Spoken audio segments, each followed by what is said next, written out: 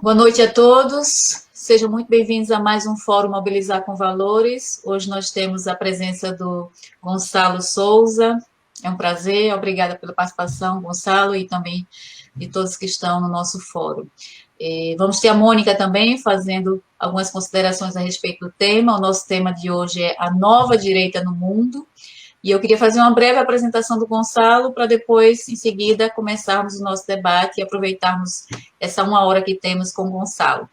O Gonçalo Souza tem 22 anos apenas. Acabei de perguntar a ele quando ele começou essa vida política, né? Achei que desde jovem, 15, 16 anos. Ele é youtuber político com 30 mil subscritores, já é um grande número, né, de audiência. É estudante de comunicação e relações internacionais. E foi orador, inclusive, na última Academia Política do Chega. Então, seja muito bem-vindo, Gonçalo. E Obrigado. bem-vindos também a todos. E vamos, então, começar com a primeira pergunta. Né? Qual é essa nova direita que o Gonçalo coloca aí, né, que ganha espaço pelo mundo, para que você possa introduzir o tema. Muito obrigada, Gonçalo. Está contigo a palavra. Obrigado, eu. Em primeiro lugar, boa noite a todos e muito obrigado pelo convite. É um gosto estar aqui. E relativamente a esta nova direita, foi um tópico que eu, desde o início, desde a criação do meu canal, sempre referi, sempre conceptualizei no contexto português, o Chega, e também a espaços, a Iniciativa Liberal como sendo a nova direita. E curiosamente, os meios de comunicação social ao longo do tempo têm também vindo a conotar o Chega e a Iniciativa Liberal como sendo a nova direita, mas falando no paradigma daquilo que é a nova direita no mundo, eu acho que temos de começar por perceber porque é que a nova direita surgiu na vertente global.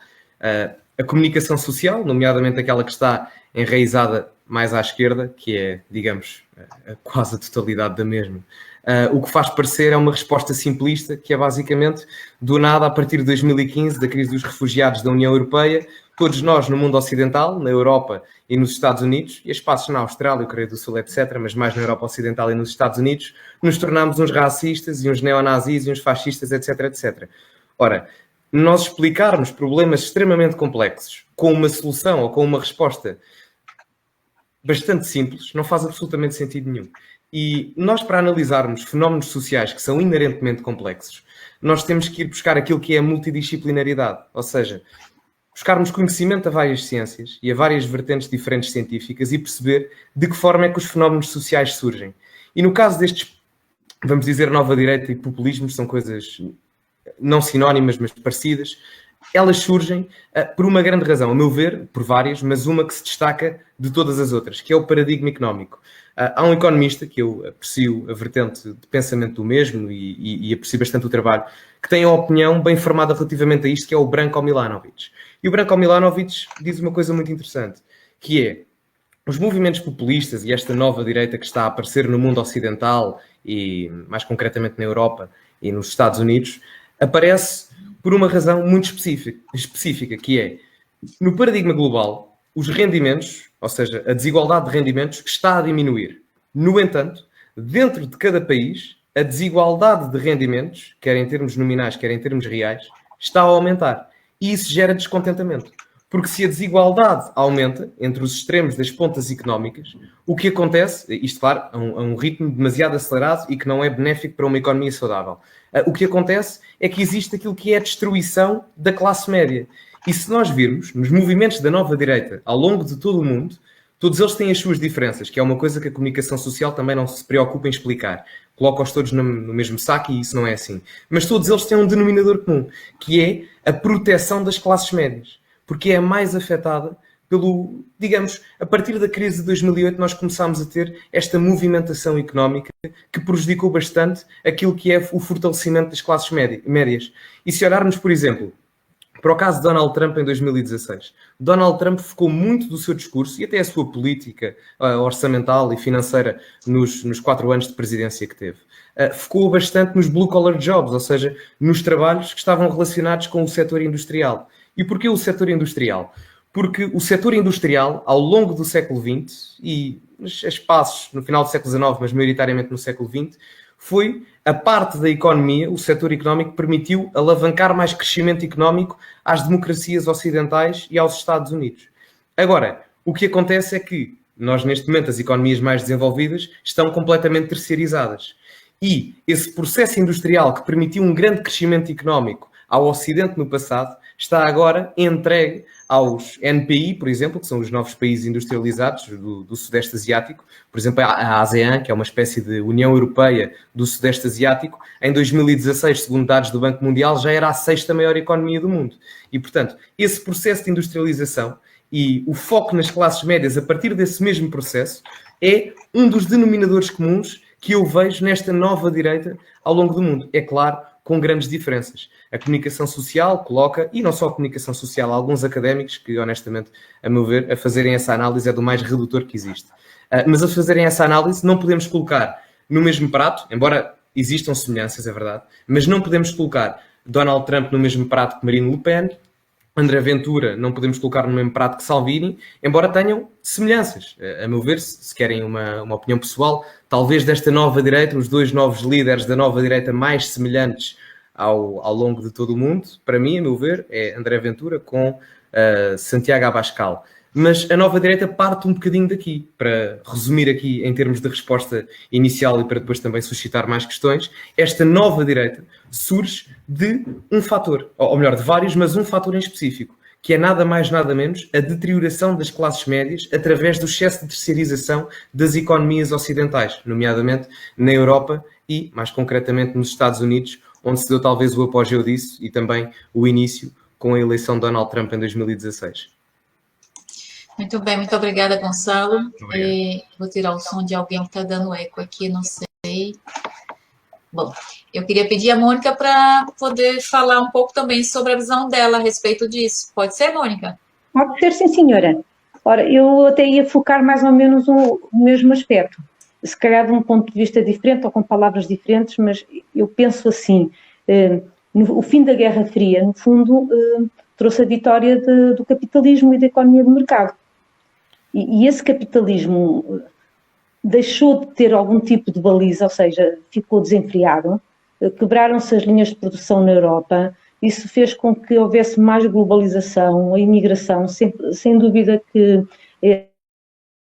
a imigração massiva em 2015 pela parte da Alemanha, que recebeu 1 milhão de pessoas, 1 milhão de gente que não era compatível, digamos assim, não são bons, não são maus, mas na verdade foi 1 milhão praticamente de homens muçulmanos. Eu acho que isso criou uma descompensação da sociedade. A sociedade não estava preparada para aquilo, nem a Alemanha estava preparada para receber aquelas pessoas todas, nem a Europa estava preparada para isto, e com a quebra de linhas de produção realmente as pessoas passaram a ganhar menos, porque houve uma quebra do poder de compra e do valor de mercado de cada trabalhadora. E eu acho que, no fundo, nós chegamos agora a 2020 e temos a consciência que nem a social-democracia, nem o socialismo dá qualquer tipo de resposta, porque eles continuam a dar-nos os mesmos comprimidos e a doença é diferente. Por isso, eu espero mesmo que a nova direita, seja ela radical, não radical, o que seja, que nos deem uns compromissos diferentes a ver se a gente se cura disto, mas estamos a precisar de uma cura. Concorda, Gonçalo? Sim, sem dúvida. E a Mónica tocou aí num ponto muito interessante que foi a Guerra Fria, porque nós neste momento, em 2021, estamos a viver uma espécie de nova Guerra Fria. Neste caso, em 1950, 60, 70, 80, vivíamos uma Guerra Fria entre os Estados Unidos, ou o Ocidente Democrático, contra a União Soviética, e agora vivemos uma nova Guerra Fria com o Ocidente Democrático, só que desta vez contra a China. É claro que estamos nos primórdios ainda, mas neste caso da China eu creio que é mais complicado combater do que propriamente a União Soviética. E ainda não se fala muito disto, também devido ao facto de estarmos na pandemia, e esse tema ficou um bocado para trás a partir do momento em que entramos nesta nova fase social a nível de saúde, mas esta nova Guerra Fria vai ser muito complicada de combater, porque, ao contrário do que acontecia na União Soviética, a União Soviética foi um dos regimes que mais matou pessoas ao longo da história, por fome, por exemplo. O canibalismo chegou a existir por fome, o que é desumano, é desumano. Agora, no caso da China, há 2 pontos muito importantes no caso da China e que a nova direita, se porventura começar a ter ainda mais líderes no paradigma ocidental, vai ter que se preparar. Há 2 momentos fulcrais na ascensão da China enquanto potência económica e política no paradigma global. é em 1978, a partir da reforma económica chinesa, em que eles capitalizam completamente o seu setor económico e financeiro, privatizam uma data de setor, privatizam, atenção, através daquilo que eu gosto de chamar o capitalismo de controle, e depois a partir de 2001. Porquê 2001? Depois de 1978, a China percebeu que precisava de capitalismo, moldada à percepção ditatorial chinesa, mas precisava de capitalismo. Caso contrário, iriam continuar a ter fome e iriam continuar a ter debilidades económicas que então tinham. E em 2001, porque em 2001 dá-se a entrada da China para a Organização Mundial do Comércio. E a partir da entrada, e se forem ver os gráficos do crescimento económico em termos de percentagem do PIB real da China a partir de 2001, é uma coisa absurda. É uma coisa absurda. A partir de 1978 já se nota alguma diferença, mas a partir de 2001 a ascensão é brutal. E a partir desse momento, e porquê é que isto é importante? Porque a partir da entrada da China para a OMC, o que acontece é que o resto dos parceiros económicos dizem, ok, a China a partir deste momento pode cooperar connosco mais do que aquilo que cooperava no passado.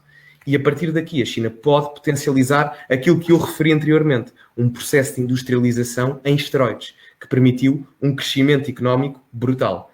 E se nós temos um crescimento económico brutal, a partir daí é muito mais fácil nós termos um crescimento político e uma influência política a nível global muito forte, que é o que a China está a ter neste momento. E é mais complicado combater a China do que a União Soviética no passado. Porquê? Porque a China, neste momento, é uma alternativa não democrática que consegue melhorar as condições de vida dos seus cidadãos. Coisa que não acontecia com a União Soviética. E isto é muito perigoso. E a nova direita, acho que, a meu ver, é a que apresenta melhores soluções, a partir de uma perspectiva liberal do mercado, mas com algum protecionismo inteligente quando necessário, nomeadamente se for preciso implementar sanções económicas a países ditatoriais como a China, isso tem de ser feito, é claro, sempre com a base e um bocado de prevenção daquilo que é o suposto ataque, ou possível hipotético ataque da China em vertentes militares, mas isso tem que ser feito. Portanto, é apostar numa vertente liberal do mercado, mas com um protecionismo acutilante e preciso quando o momento se justificar. Muito bem. Gonçalo, nós deixamos de ver sua câmera, assim, não sei se houve algum problema com conexão, mas não conseguimos vê-lo. Pois. Dê-me só um momento, eu vou desligar e voltar a ligar. Tá bem. Mas enquanto o Gonçalo está a ligar e desligar, eu lembrando que quem quiser fazer perguntas pode levantar a mão, que aí a gente vai fazer na ordem aqui de quem levantou a mão primeiro para poder o Gonçalo responder. Vamos ver se ele... Já me conseguem já está? ver? Pronto. Já me conseguem? Não conseguimos, mas vamos, o importante é que você fale, a sua imagem, okay. Depois eu ponho uma foto sua aqui. Também dá. Pronto. Então, a primeira pergunta é Maria Helena, né, e depois a palavra... Voltou, já estamos a vê-lo. Já estou? Ótimo. Já. E depois o Rubem também pediu a palavra. Então, Maria Helena, fica à vontade, liga o microfone para poder falar. Ok. É assim, eu vou fazer um comentário e depois vou fazer uma pergunta que foi o meu marido que está ali que fez, está bem? Um obrigado ao seu marido. Muito obrigado. Então é assim, primeiro, Gonçalo, a IL não é de direita. Estou a falar no contexto português, atenção. Mesmo assim, eles são tudo menos de direita. Certo. É assim, isto pressupondo que a direita continua a ser uma direita que defende princípios e valores. A IL é o bloco de esquerda sentado à direita na economia. A IEL tem uma particularidade. Eu percebo o que diz, é um argumento também muito dito dentro da direita, mas temos que perceber aquilo que é o paradigma político em Portugal. O PSD é um partido social-democrata e é considerado de direita em Portugal desde 1975, 76.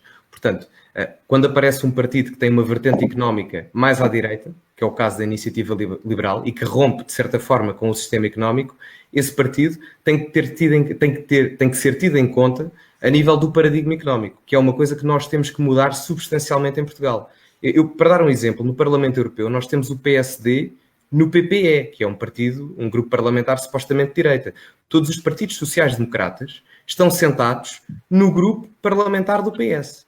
Portanto, eu percebo o argumento de que a IEL não é de direita. E se olharmos efetivamente para o espectro político, não o é. Mas percebendo e olhando para a realidade portuguesa e percebendo também o contexto de Portugal e especificando no paradigma económico, aí temos que assumir que nessa vertente isso faz parte da nova direita.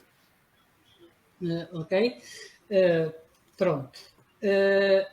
Quanto ao Rui Rio, também já sabemos que sofre de costite aguda, portanto também já não. Sim, exato, isso aí são outros assuntos. O meu marido pergunta porque é que a Europa do Norte, com governos socialistas, funciona e a Europa do Sul não funciona. A Europa do Norte ter governos socialistas, só se for outra Europa do Norte, porque Não são socialistas. Não são? Ele for... acha que são socialistas os governos da Europa do Norte. Só se for outra Europa do Norte, porque a Europa do Norte socialista, honestamente, não tem nada. Por exemplo, creio que é a Suécia. A Suécia tem dos mercados mais livres dentro da União Europeia e até do mundo. Creio que os países nórdicos, todos eles, vamos falar da Dinamarca, da Suécia e da Noruega, eu acho que esses 3 países estão dentro das 40 economias mais livres do mundo. Não tenho aqui os dados, mas certamente um deles ou 2 deles estarão certamente. Portanto, serem socialistas com mercados tão livres, acho que é outra Europa do Norte. Agora, o que nós podemos falar relativamente a políticas socialistas é que há efetivamente uma carga fiscal mais elevada nos países nórdicos. E aí poderemos dizer que é uma espécie de social-democracia. Mas é uma social-democracia com umas tendências muito pouco socialistas, na vertente de redistribuição do rendimento, tendo em conta a liberdade de mercado que está incutida nos seus sistemas económicos. Portanto, não creio, a meu ver, que a Europa do Norte seja socialista, longe disso. Obrigada pelas respostas. A pergunta não foi minha aqui do socialismo. Obrigado eu e obrigado ao seu marido também pela questão e pelo comentário. Vamos à pergunta do Rubem. Boa noite a todos. Antes de mais, agradecer ao convidado de hoje. Até agora, eu estou a gostar muito de ouvir. Agradecer também à Mónica e à Cibele e a todos que estão presentes. Só um pequeno comentário e depois 2 perguntas. O comentário é, o Gonçalo tocou num ponto que eu acho que é muito importante, que é começar a olhar para isto de forma mais holística. Nós, às vezes, como agora a questão que a Marilena colocou, tentamos encaixar peças que elas não se encaixam. Não é? E é pegar, por exemplo, num exemplo do que é que se passa na Suécia e tentar encaixá-lo em Portugal, e a coisa não é assim tão simples quanto isso, porque há questões culturais, há muitas questões envolvidas, as questões são bem mais complexas do que aquilo que parece. Depois a minha questão para o Gonçalo, e como eu tenho dito, os nossos convidados não são obrigados a saber responder a tudo. Uma questão é, onde é que fica, nesta nova direita, e visto que estamos a falar de política internacional, onde é que ficam os Estados Unidos de Biden no meio disto tudo? É uma concreta. Onde é que e a segunda questão... Ruben, desculpa, onde é que ficam o quê? Desculpa, não ouvi. Os Estados Unidos de Biden. Ok, certo. Nesta nova direita, qual será o seu real posicionamento? Porque há muitas pessoas que acreditam que o Biden e o Partido Democrata é a primeira vez que começamos a ter uma espécie de socialismo nos Estados Unidos. Há quem afirme isso e afirma com receios, não é? Portanto, a minha pergunta é, onde é que fica os Estados Unidos de Biden nesta nova direita?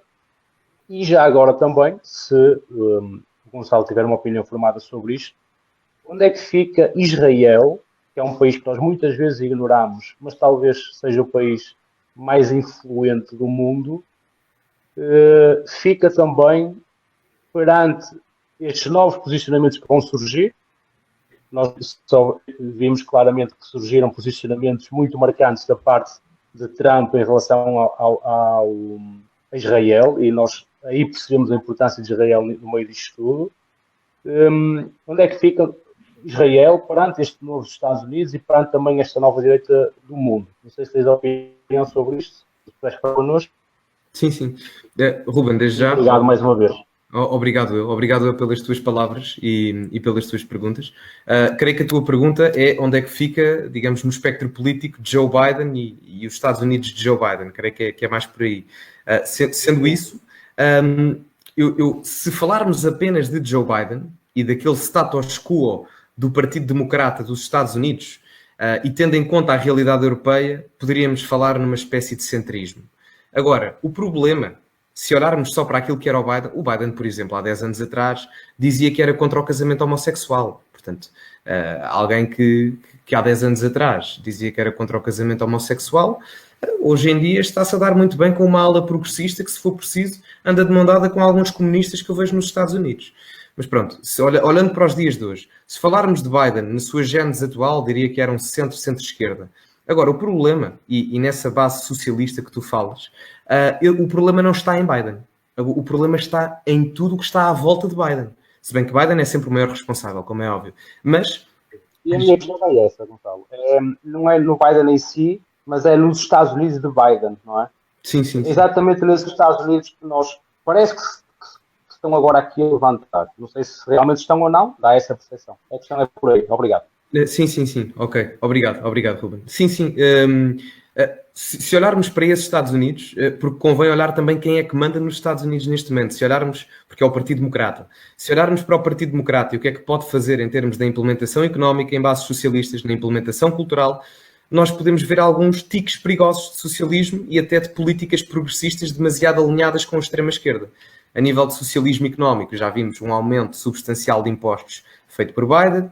A nível cultural, nos Estados que são governados por senadores democratas, já vemos propaganda de ideologia de género e afins, o que, pronto, já sabemos o que é que a casa gasta aqui em Portugal.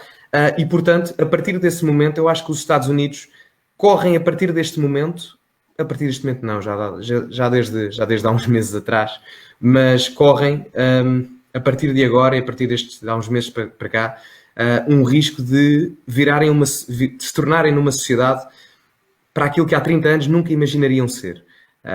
E eu recordo-me que Donald Trump disse uns meses antes de ter perdido as eleições, agora em 2020, ter dito que a América nunca seria um país socialista. Agora, eu não sei se isso vai acontecer ou não, estou na dúvida. Espero que Donald Trump tenha razão, mas tendo pessoas a governarem os Estados Unidos como Kamala Harris, tendo pessoas no Partido Democrata com grande influência como Alexandre Ocasio-Cortez, que eu ouvi comentadores políticos em Portugal a dizer que era social-democrata, por amor de Deus, atenção, eu não sou social-democrata, sou uma pessoa à direita da social-democracia, considero-me um conservador liberal, mas é assim, chamar social-democrata a Alexandre Ocasio-Cortez é a mesma coisa que estarmos aqui a dizer e a acreditar que quando Catarina Martins disse que era social-democrata ou Marisa Matias dizem que são sociais-democratas, é acreditarmos nisso, não faz absolutamente sentido nenhum. Depois temos uma espécie de eu gosto de dizer que é uma espécie de Francisco Louçã fora do prazo, que é o Bernie Sanders, que também faz parte daquele status quo, não é status quo, mas daquela vertente progressista já identitária do Partido Democrata, e portanto essas pessoas, todas elas no paradigma americano, já são conhecidas na opinião pública. E portanto, a partir da cultura e a partir de algumas políticas sociais, os Estados Unidos podem correr esse risco, porque nunca uma ala tão forte da vertente progressista do Partido Democrata esteve a governar os Estados Unidos. Se olharmos, por exemplo, quer para Bill Clinton, quer até para o próprio Barack Obama, que eu não nutro simpatia, não é? Em termos de política internacional, foi uma vergonha o que se viu em termos de Barack Obama. Comparar Barack Obama, há gente que chama genocida a Donald Trump e depois apoia Barack Obama, um homem que disse que queria retirar tropas do Iraque e 2 dias depois de receber o Prémio Nobel colocou novamente as tropas no Iraque. Então é uma coisa que também me faz um bocado de confusão. Mas se olharmos mesmo para essas pessoas, Bill Clinton, Barack Obama, vamos ver que nessa altura não havia uma ala progressista dentro do Partido Democrata tão forte como existe neste momento em 2021. E isso pode ser um grande perigo para que o socialismo na vertente económica e na vertente identitária social, e que é muito perigoso, se venha a instalar nos Estados Unidos de uma forma genérica. E relativamente a Israel, respondendo à tua questão, Israel é sem dúvida um país bastante importante para o Ocidente, porque é a prova que o processo democrático pode funcionar além fronteira do Ocidente. Tivemos outros exemplos, como é o caso do Japão, que a meu ver é o país com o caso de maior sucesso em termos de democratização além Ocidente, mas é um caso diferente porque é uma ilha, está mais isolado, está perto da Rússia e da Coreia do Norte, mas mesmo assim continua com algum isolamento. Mas Israel prova que a democratização e o desenvolvimento é possível com as culturas e as peças ocidentais. E é extremamente estratégico porque está no meio daquilo que é a política oriental da democracia do Partido Único, da China, não é? E a meio da democracia ocidental. Portanto, é extremamente estratégico e acho que deve ser defendido pelo Ocidente. Embora seja compreensível alguns argumentos que a esquerda faz, mas independentemente disso, a democracia tem que ser defendida. Gonçalo, há nova direita em Portugal? Diga, desculpa. Há nova direita em Portugal? Se há nova direita em Portugal. Eu disse, de certa forma, isso. Eu acredito que há uma nova direita em Portugal através do Partido Chega. Acho que isso é a face da nova direita. E depois podemos ter a espaços, aquilo que eu referi também anteriormente, no paradigma económico da iniciativa liberal. Porque olharmos para o paradigma social da iniciativa liberal e dizermos que falamos de nova direita, por amor de Deus, não faz sentido absolutamente nenhum. Mas olharmos para o rosto e para a face daquilo que é o Partido Chega, creio que olhamos para uma nova direita diferente de uma nova direita de Trump. Enquanto Trump, por exemplo, defendia uma espécie de protecionismo inteligente, sanções económicas à China, novos parceiros comerciais, etc., contingentações, embarques comerciais. No caso de André Ventura, a visão já é mais liberal em termos económicos do mercado. Aliás, o ideólogo do Chega, Diogo Pacheco de Amorim, tem uma frase engraçada que é: o mercado é quem mais ordena. Portanto, as visões aqui são diferentes. Ambos capitalistas, não é? Atenção, o protecionismo não é a erradicação de trocas comerciais ao longo do mundo, mas versões diferentes de capitalismo. Se me perguntarem qual é que é mais semelhante nesta nova direita com Portugal, eu diria, a meu ver, o Vox, sem dúvida, por esta vertente económica mais liberal que Espanha também tem, porque Espanha, como Portugal, tem um enraizamento político à esquerda muito, mas muito forte, comparativamente com o resto da Europa. E respondendo agora de forma sucinta à questão, há nova direita em Portugal, através do Partido Chega, essa é a nova direita, sem dúvida, e há espaços em que a perspectiva económica da iniciativa liberal pode ser importante para a consolidação dessa nova direita e o aumento da riqueza do país. Bem, obrigada. E o que é de novo, Gonçalo, na nova direita? Eu acho que há um romper com o status quo institucional desde o 25 de Abril, não querendo deitar abaixo do processo democrático, porque esse não é o objetivo da nova direita. Não falamos em identitarismos, não falamos em extrema-direita, falamos numa nova direita, são conceitos completamente diferentes. E o que se quer fazer aqui, e falando especificamente agora do contexto português, é uma alteração das narrativas, em primeiro lugar, porque por muito importante que seja o conceito económico, as pessoas, na sua gênese, ligam mais ao processo cultural do que à vertente económica. A verdade é essa. É isso que rege a opinião pública. Eu vejo, por exemplo, pelos meus vídeos. O meu vídeo mais visto é um vídeo sobre aquela questão do batom do André Ventura com a Marisa Matias, e se calhar tenho vídeos a explicar a crise da Venezuela ou coisas mais técnicas e tem muito menos visualizações. E a vida é assim, temos que aceitar e pronto. E as coisas são como são. E como tal, o que esta nova direita traz de novo é um romper com o sistema económico, e por aí é que eu acho que a iniciativa liberal no paradigma económico é importante para a nova direita, e no sistema jurídico, político e social, estas três bases são muito importantes, aparece aí o Partido Chega. E a base de um país, por muito importante que seja uma economia, e é, sem sombra de dúvidas, se não tivermos uma economia estável, não conseguimos ter bons níveis de saúde, bons níveis ambientais, bons níveis de educação, esqueçam isso, é impossível, mas a base jurídica, política e social está no Chega. Precisamos de uma mão mais pesada em termos do que é feito aos criminosos, não é? A prisão perpétua defende a prisão perpétua na vertente revogável, creio que também é a visão do Partido Chega. É inconcebível como é que há pedófilos que são presos e 5 anos depois estão fora em liberdade, é uma coisa que me faz confusão, e depois há reincidências desses comportamentos. E atenção que a prisão perpétua revogável pressupõe que uma pessoa é condenada à prisão perpétua e após 10 ou 20 anos, dependendo do caso, ou até 25, há uma reavaliação dessa mesma pessoa para perceber se essa pessoa está apta para integrar a sociedade. Se estiver, após esses 10, 20 ou 25 anos, reintegra novamente a sociedade. Se não estiver, permanece presa, porque essa pessoa constitui um perigo para a sociedade. Aliás, eu recordo-me que agora, não foi neste confinamento, foi no anterior do ano passado, alguns presos foram libertados e houve reincidência de crimes. Portanto, aí está a prova que é preciso uma alteração no sistema judicial português, a nível jurídico, etc., etc. A nível das políticas sociais também, a nível do combate à corrupção. Eu já não lembro do valor correto, mas eu creio que a corrupção custa aos portugueses, a Portugal em geral, cerca de 7% do nosso PIB. Cerca de 7% do nosso PIB. Os atos de corrupção em geral têm que ser punidos, porque 7% do nosso PIB é mais do que alguns setores fulcrais que nós temos no nosso país recebem em termos do orçamento de Estado.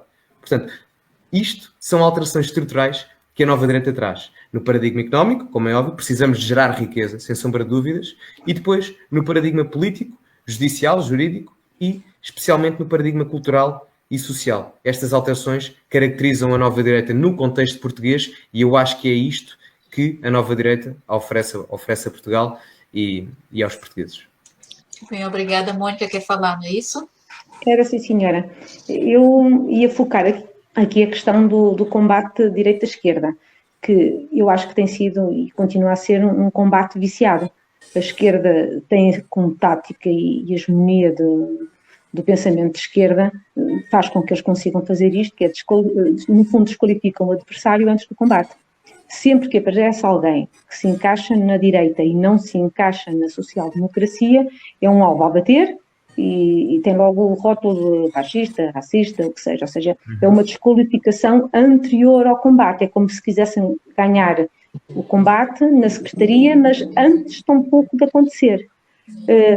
E eu acho que a direita também tem que, se calhar, mudar a maneira de fazer um combate político, mais olho por olho, dente por dente. Eu vou dar um exemplo. Eu, quando ouvi, em particular, o André Ventura a desqualificar o Mamadou, ou seja, no fundo ele usou as mesmas armas que a esquerda usa para desqualificar todas as pessoas de direita naquela criatura. Por isso, é este o caminho do discurso de direita em termos de combate político, em termos daquilo que faz mover as pessoas, entusiasma, é nós começarmos a olhar para o discurso, não, deixarmos de olhar para a política de forma fofinha, politicamente corretos, estamos sempre certinhos, e passamos a atacar com as mesmas armas, olho por olho, dente por dente. Se eles querem guerra, a gente dá-lhes guerra, porque no fundo eu preciso de uma direita que tenha capacidade de vencer, que se assuma não como uma perdedora, mas como uma alternativa, como capaz de ser governo e capaz de mudar as regras. Mas conforme disse o Gonçalo, quando eu falo muito de economia, quando eu falo muito de coisas técnicas, o povo não interessa. O povo quer é combate político daquele que anima. E eu acho que isso tem faltado à direita e eu acho que o André Ventura trouxe. Quando as pessoas me dizem, ele fala muito de ciganos, ou fala muito de qualquer coisa, não interessa, ou seja, ele fala muito de tudo na mesma moeda que a esquerda fala muito de todas as pessoas que são assumidamente de direita. Este é um caminho ou não? Eu acho que este é o início de um caminho. Eu acho que André Ventura está a dar um exemplo daquilo que o comportamento social terá que ser para bater a esquerda, nomeadamente a extrema-esquerda. Porque as alterações estruturais que conseguem ser feitas e que os países conseguem fazer, no contexto democrático, não são os partidos e as elites que as fazem. São as pessoas e as bases que conseguem transmitir essa vontade e que depois se repercutem nas elites. Só que agora aqui, no caso português, é complicado, porque nós não tínhamos ninguém. Então teve que alguém romper com a narrativa e a macronarrativa regente, que foi André Ventura, para que as bases pensassem, ok, se calhar as formas mais radicais ou antissistema, porque entre radicalismo e extremismo há uma diferença, direita radical e extrema-direita são coisas diferentes, se calhar esta visão radical que eu tenho e que antes tinha vergonha de o dizer, mas que agora há alguém que o diz, eu talvez possa fazer isso. Ou seja, o que eu estou a dizer não é que André Ventura só tem que se focar nesse tipo de discurso. O que eu estou a dizer é que André Ventura iniciou essa macronarrativa e depois essa macronarrativa vai dar aso a micronarrativas individuais de pessoas que se identificam com a direita. E a partir daí, eu acho que não vai ser olho por olho e dentro por dentro. Dentro por dentro. O que vai acontecer é que a direita, porque há uma desenvoltura mais profunda por parte das pessoas que estão conectadas à direita e até à nova direita. Há muita gente que diz, mas o Chega é só broncos, etc, etc. Eu adorava que essas pessoas pudessem ter alguns minutos de conversa com algumas pessoas que estão ligadas ao Chega ou à nova direita. Seria muito interessante ver e cair na tentação que seria discutir com um pseudo-bronco. Mas de qualquer das formas, a alteração que será muito por aí, ou seja, as bases, a partir de um discurso mais popular, mais populista, conseguirem fazer alterações em que as elites tenham que ceder. Eu vou dar um exemplo. Muito recentemente, acho que foi ontem até, o PSD autorizou a candidatura de Susana Garcia à Câmara Municipal da Amadora, não é? E muita gente conotava Susana Garcia com uma oratória e com uma retórica muito semelhante à de André Ventura. Reparemos então que o PSD, com as suas elites infiltradas no meio do sistema, já olha para esta retórica, para esta narrativa, com bons olhos, porque percebe que através do aprecio das bases perante a retórica de Susana Garcia, pode ganhar sem dificuldade alguma a Câmara da Amadora. Portanto, já começamos a ver alguma alteração. E respondendo de forma final, este não será o foco do debate, mas foi um ponto de partida fulminante para que a alteração nas bases pudesse começar a ser feita. Muito bem, obrigada, Gonçalo. Nós temos, então, a questão da Maria Helena, depois Edinho e o Nuno Vieira. Lembrando que 10 horas nós concluímos. Eu estava a ouvir falar agora, Gonçalo, eu estava-me a lembrar dos teus vídeos, dos teus vídeos que eu gosto tanto. Obrigado. Então, estava-me a lembrar também das palavras do Daniel Oliveira, aquela pessoa de quem nós todos gostamos muito, não é? Amigo do peito. Está calado, é um poeta, não é? Em que ele disse, eu acho que deves lembrar deste episódio em que ele disse que quanto menos pobreza houvesse em Lisboa, menos probabilidade do socialismo teria de ganhar as eleições, lembras? Recordo-me vagamente, sim. Ou seja, é incrível, não é? Eu costumo dizer que às vezes há coisas incríveis, porque isto é mesmo verdade. Pois é. Porque quanto menos pobreza, menos socialismo, isto é óbvio. E de repente vem o Covid. E de repente aumenta a subsídio à dependência. O funcionalismo público. Eu fiquei estarrecida com os números do aumento do funcionalismo público desde que a geringonça assumiu, não é? Até hoje. E os votos para o Costa, de acordo com as sondagens, não param de aumentar. Gonçalo, como é que tu olhas para aquilo que eu chamo uma venezuelização de Portugal, ou seja, o peso do Estado é cada vez maior, aqueles que dependem do Estado são cada vez mais, e normalmente essas pessoas, como é óbvio, têm tendência a votar em quem os sustenta, não é?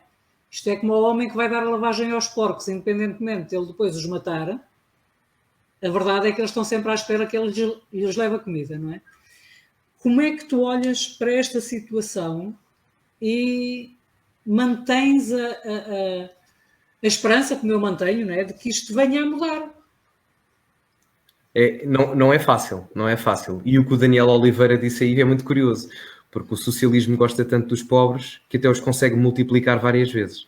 Portanto, parece que é um objetivo deles e conseguem concretizá-lo com bastante facilidade. Agora, há uma coisa muito curiosa, que foi o investimento público em António Costa, na primeira legislatura, até diminuiu, mas a influência do Estado conseguiu aumentar. E isso depois também foi uma possibilidade para esta intervenção e este excesso de manipulação das garantias e liberdades individuais em pandemia estar a diminuir. Mas o que a Maria Helena diz é verdade. A venezuelização de Portugal está aí à porta e se é que já não entrou, não é? Porque se olharmos, por exemplo, para... Portugal não é dos países da União Europeia com maior liberdade económica. Longe disso. Acredito que estamos muito longe disso. E depois, isso reflete-se também a níveis das nossas incidências e de índice democrático. Também diminuiu bastante, o índice de corrupção também aumentou, tanto que se olharmos, países como a Botsuana, neste momento, têm índices de democracia semelhantes, índices de corrupção semelhantes e uma liberdade de mercado maior que a nossa. E a situação não abona a nosso favor. Porquê? Porque, se olharmos para os indicadores económicos mais importantes, e são importantes pelo facto de nós estarmos na zona euro, há 3 muito importantes, que é a manutenção, a regularidade das taxas de inflação, a dívida pública e o déficit orçamental. E vamos focar-nos aqui na dívida pública e no déficit orçamental. Segundo os critérios de convergência da União Europeia, a nossa dívida pública deveria estar abaixo dos 60% do nosso PIB. A nossa dívida pública está a rondar os 135% do nosso PIB. Isto é preocupante, porque o que nós estamos a dizer às nossas gerações futuras é que quando os meus filhos, os meus netos e os vossos nascerem, neste caso, se calhar os meus, que sou o mais novo aqui, não é? Há muita gente já aí com filhos, mas quando os meus filhos ou os meus netos nascerem, essas pessoas já vão nascer endividadas sem nunca terem feito nada para estarem endividadas. E, portanto, a partir do momento, quem tem as nossas dívidas controla as nossas vidas. E o Estado português tem muita dívida. E a dívida que nós temos não é interna. A nossa dívida é externa. Ao contrário do Japão, que tem 170% de dívida pública, mas esse 170% de dívida pública é interna. É dos contribuintes japoneses. Nós, aqui em Portugal, nós devíamos a todo o mundo. A nossa dívida pública não é maioritariamente interna. E isso é preocupante, porque não temos muito controle sobre a mesma. Agora, o que nós podemos para fazer, e por isso é que estava a falar da iniciativa liberal anteriormente, porque no paradigma económico isso é interessante. Não falando do paradigma social, que já sabemos o que é que a casa gasta, mas uma coisa tem que mudar. Uma coisa tem que mudar. E é uma reestruturação do nosso sistema económico. Agora, é curioso ver como é que António Costa não desce nas sondagens. A Maria Helena disse que estava sempre a subir. Eu acho que agora houve uma estagnação do PS ali à volta dos 40 e pouco %, mas de qualquer das formas é demasiado. É demasiado, tendo em conta a vertente ditatorial que nós estamos a viver neste momento. E é perigosíssimo. Houve uma coisa muito interessante que o António Costa conseguiu fazer e até utilizar em termos da sua narrativa política, que foi dizer que foi das primeiras vezes em muitas legislaturas que Portugal conseguiu ter um saldo orçamental positivo. Correto? O saldo orçamental conseguiu estar superavitário. Mas a que custo? Como é que estão os transportes públicos em Portugal? Como é que está o SNS em Portugal? Como é que estão os sistemas de segurança em Portugal? Não é? Como é que os nossos polícias estão equipados? Será que é assim tão bonito dizermos que o saldo orçamental é superavitário, quando depois, a nível da saúde, da educação, do ambiente e da segurança, somos uma vergonha ao resto dos olhos europeus? É uma vergonha completa. É uma vergonha completa. E o que tem que ser feito a partir deste momento é reduzir a intervenção do Estado. E nós, neste momento, já estamos com uma intervenção do Estado brutal. 35% dos nossos impostos, aliás, 35% do PIB português é representado em impostos. É demasiado. Isto não pode acontecer. 35%. Mais de um terço da nossa economia. E isto tem que mudar. E pode mudar através de uma liberalização do mercado económico português. Tem que acontecer. Um foco naquilo que é o processo industrial português, que nós não o temos. Eu creio que a determinada altura nós tivemos uma terceirização da nossa economia em esteroides e isso afetou o crescimento industrial que nós não tivemos. Poderíamos ter tido um boom ainda maior e ainda vamos a tempo de o recuperar. E o fortalecimento das nossas classes médias. E a pouco reduzir a dívida pública. Ter dívida pública não é mau. Agora, é mau ter dívida pública quando o suposto é estar abaixo dos 60% e nós estamos acima dos 130%. E isso é muito perigoso. E a partir deste momento, se nós estamos mais dependentes do Estado, o Estado tem cada vez mais controle sobre aquilo que nós fazemos no paradigma económico. Eu, para criar um negócio, por exemplo, tenho que cumprir não sei quantas regulamentações. À volta de 600, há 600 regulações ambientais, uma coisa assim, e é ridículo. Portanto, há aqui 3 pontos muito importantes que têm que ser feitos. Primeiro, é perceber que uma mudança tem que existir e essa mudança tem que passar por uma liberalização do mercado económico e do sistema económico português. Segundo, é romper com a narrativa da dependência estatal e de que, o Estado não faz. Não, nós é que temos que fazer. O Estado não tem que dar nada às pessoas. Em determinada altura tem. Isto também já é um discurso um bocado anárquico, mas o Estado tem que fornecer as condições necessárias para que as pessoas consigam viver por elas próprias. É esse o papel do Estado. E em terceiro, romper com aquilo que é a aliança que o PS tem com a extrema-esquerda, que eu vejo pessoalmente a deteriorar-se cada vez mais. Mas que, apesar disso, os votos do PS, infelizmente, não conseguem diminuir. Agora, eu vejo isto com bons olhos. Aliás, eu tenho esperança relativamente a isto, porque a pouco e pouco as coisas vão mudar. E o facto de, por exemplo, André Ventura ter tido 11% ou 12% nas últimas eleições presidenciais é um sinal de mudança. O facto de já figuras públicas conseguirem estar conectadas ao Chega e não terem vergonha de o assumir e entrando também naquela base cultural e de valores da normalização do partido, que supostamente é radical, etc., etc., no ramo da comunicação social, também é um princípio positivo. E, portanto, a partir destes fatores, eu consigo ver isto com bons olhos. Agora, temos que esperar para ver aquilo que vai acontecer. Muito bem. Nós temos o Ledinho e logo em seguida o Nuno Vieira. E lembrando que temos 15 minutos para fazer o encerramento, tá bem? Muito bem. Eu acho que a Mónica já disse tudo. Pronto, ela antecipou-se, ultrapassou-me, pronto. Mas muito bem. A questão que eu queria falar, ela tocou no assunto, é que realmente esta direita do Chega é um pouco mais do mesmo em relação a outras que já existiram. E já no pós-25 de Abril. Nós só beneficiámos com o André Ventura, que é uma pessoa diferente, é um político diferente. As redes sociais também ajudaram muito. E o Covid, porque as pessoas não tinham mais nada para fazer, estavam em casa e estavam na internet, estavam no Facebook e estavam a ter conhecimento dos debates do André Ventura. Se não, se estivessem só agarrados à televisão, não conseguiam chegar a lado nenhum. Portanto, simplesmente, e embora o Gonçalo seja muito jovem, tem feito conhecimento que nós fomos formatados a ser, e eu também esteve fui, digamos, simpatizante do PSD, estávamos todos formatados para aquela política de fato e gravata, bonitinhos, e está tudo muito bom. Aquelas pessoas enfadonhas, digamos assim. Exato. Agora, vindo o André Ventura, as coisas mudaram, nós tivemos tempo para ir para as redes sociais, porque estivemos desconfinados, e tudo isso ajudou, porque realmente há muita cobardia na direita. Nos apoiantes da direita há muita cobardia, muito medo. São todos muito bons atrás do computador, a mandar umas larachas, mas na hora de pegar uma bandeirinha e ir para uma manifestação, está quieto. Não é verdade? Isso nós sabemos que é assim. E isso está a mudar. Essa é a grande diferença do atual Chega. Porque em termos políticos, é assim, há coisas que são muito questionáveis também, e creio que também já houve partidos com umas ideias muito semelhantes, mas o discurso será um bocado, digamos, amorfo, um bocado enfadonho, um bocado, digamos, muito educadinho. E a única diferença que realmente eu vejo neste momento não são bem, creio eu, que nem são bem os apoiantes do Chega, mas são sim os desesperados e que já estão fartos de aturar este pós-25 de Abril, que nunca se foi nada. Portanto, eu acho que aqui os abstencionistas encostam-se ao Chega porque veem que é a única direita possível e com pernas para avançar, mediante o discurso que está a ter neste momento. Mas era só isso mesmo, era só completar o que a Mónica já tinha dito. De uma forma talvez mais grosseira, mas também vou lá, não há problema nenhum. Obrigada, Nilton. Obrigado. Nuno, quer falar ainda? Tem que ligar o som, Nuno. Está sem o micro. O micro está desligado. Agora estão a ouvir? Sim. Sim. Sim, já temos pouco tempo, né? Queria agradecer a presença do Gonçalo neste nosso fórum. Eu já sou um seguidor do Gonçalo no YouTube dele. Gosto muito de ouvir, sobretudo a vertente económica, que é também a minha vertente, e eu gosto bastante dessa vertente. Mas eu queria pegar precisamente noutra vertente, que é a vertente mais politiqueira. O Gonçalo falava aí da surpresa que foi para muita gente a Susana Garcia ter concorrido pelo PSD.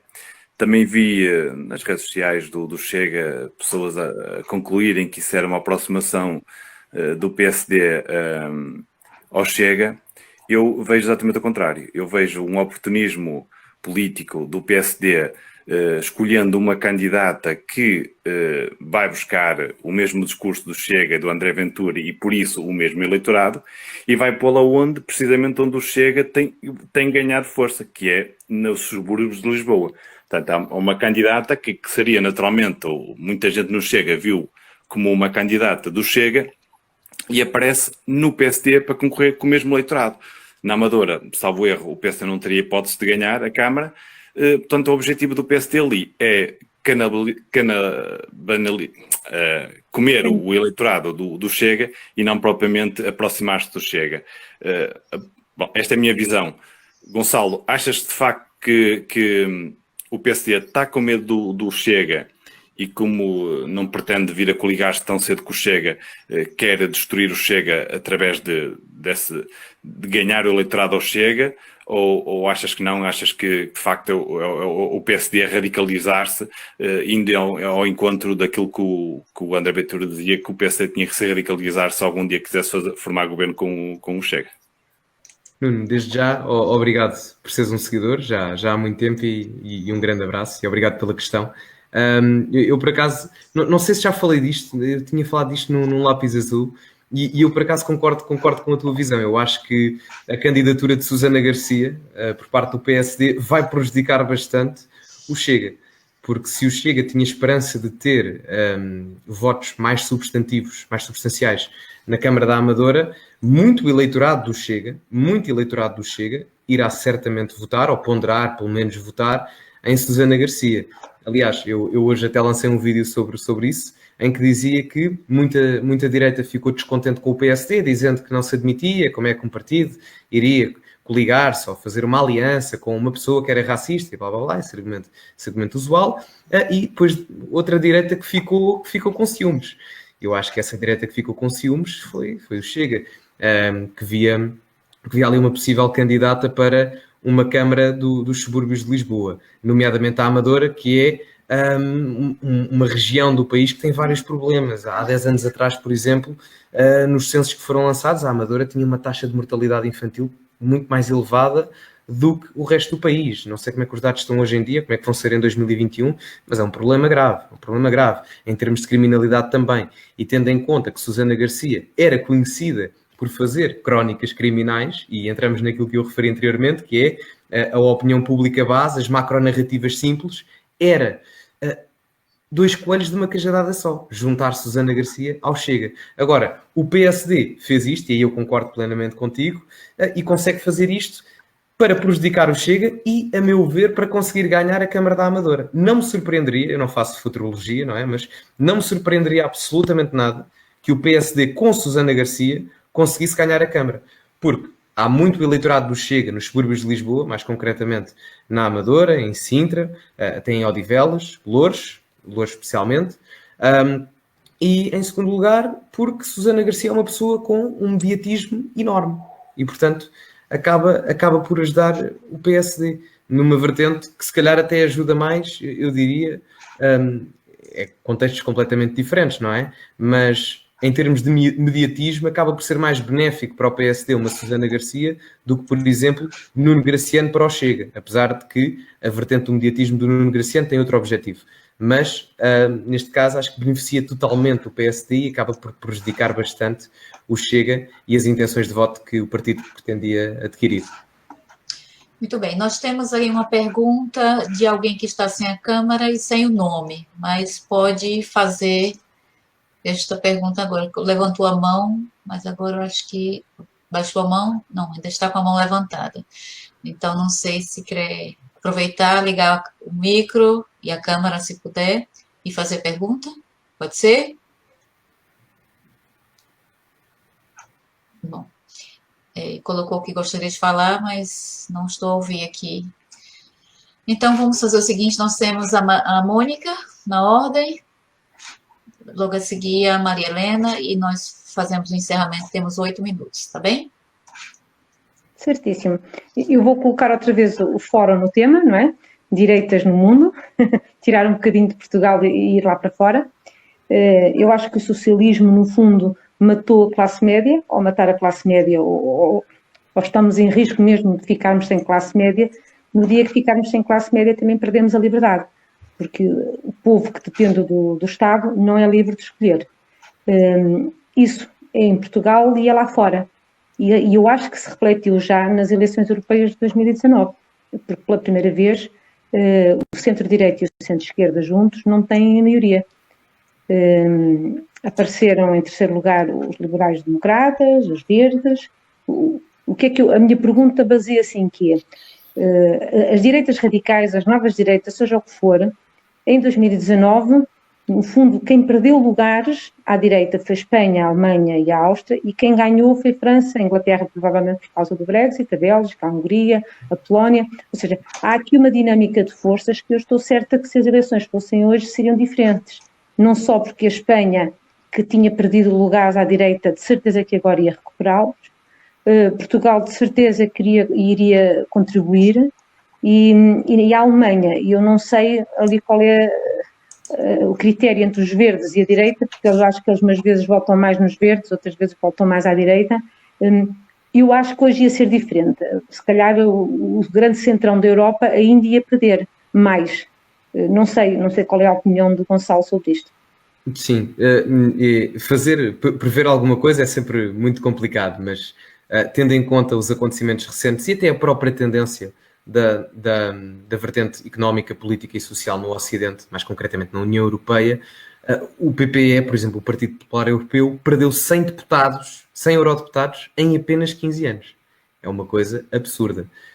E o que nós vemos, por exemplo, é que em 2014 para 2019 houve um aumento substancial no Centrão, no Renew Europe, no Renovar Europa, que será, porventura, creio eu, o grupo parlamentar que, se a Iniciativa Liberal se candidatar às eleições europeias, que eu creio que se vai candidatar, é o grupo onde se irá integrar. Teve um crescimento substancial. Agora, a batalha do ID, que será aquilo que representa a direita radical na Europa, será, neste momento, creio que já ultrapassou a Aliança Verde Nórdica por causa da questão do Brexit, e já é a quarta força em termos de grupo parlamentar, mas creio que o próximo objetivo é aumentar esse número de eurodeputados até à volta dos 100. Creio que será à volta disso.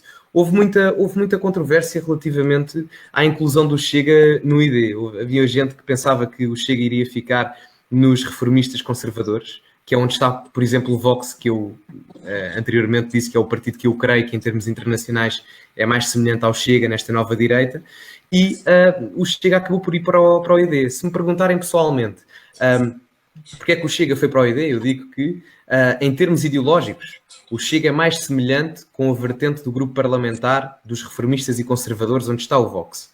No entanto, em termos estratégicos, o Chega deveria estar incluído no Identity and Democracy, que é onde está o PEN, etc, etc. Porquê? Os reformistas e conservadores creio que vão ser mais afetados pelo Brexit e até perderam um deputado, creio.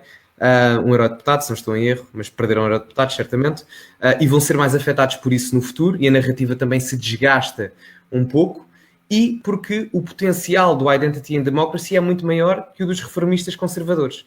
E o Chega, tendo sempre o risco de ser ilegalizado internamente aqui em Portugal, dá jeito ao Chega que tenha uma base estrutural europeia forte como backup para proteger eventuais ataques de ilegalização ao partido. Portanto, ideologicamente, creio que está mais alinhado com os reformistas conservadores, daquela direita, não é clássica, que isso é mais para o PPE, mas de uma direita status quo, um bocadinho fora do status quo.